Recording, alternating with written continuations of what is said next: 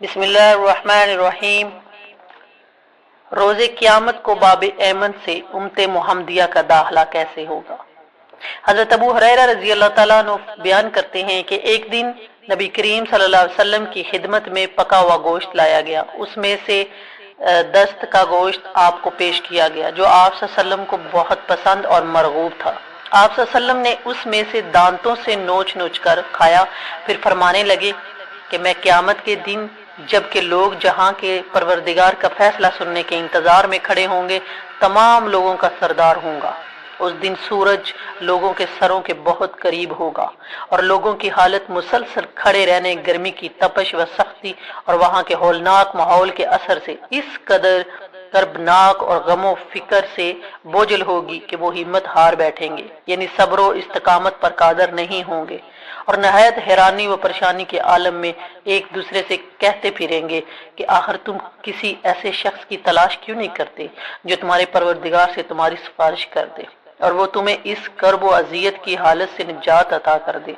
चुनाचा लोग हजरत आदम अलैहिस्सलाम के पास आएंगे।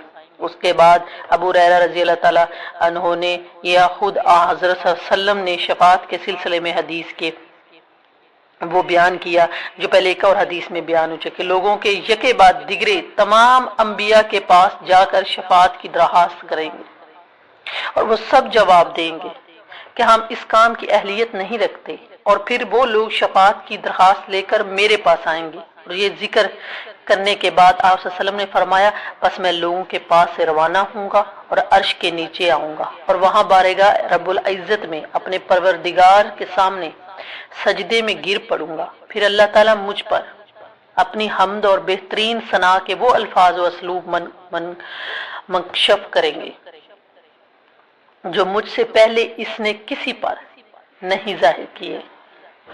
इस मौके के लिए मेरे दिल में अपनी हम्दो सना और वो अल्फाज और कोरनिश और आदाब हजूरी के वो तरीके अलका फरमाएंगे जो उसने मुझसे पहले किसी और को अलका नहीं किए होंगे, बल्कि उस वक्त से पहले मुझको भी उनका कोई इल्म नहीं होगा। फिर परवरदिगार फरमाएगा कि मोहम्मद अपना सर उठाओ, जो चाहते हो मांगो मैं दूंगा, और शफाअत करना चाहते हो तो करो मैं कबूल करूंगा। ये सुनकर मैं अपना सर उठाऊंगा और अर्ज करूंगा, मेरे परवरदिगार मेरी उम्मत को बख्श दीजिए।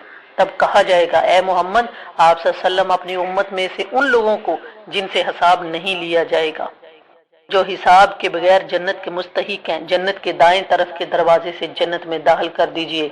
और वो लोग इस दरवाजे के अलावा दूसरे अतराफ के दरवाजों के इस्तेमाल के हक में भी लोगों के साथ शरीक हैं।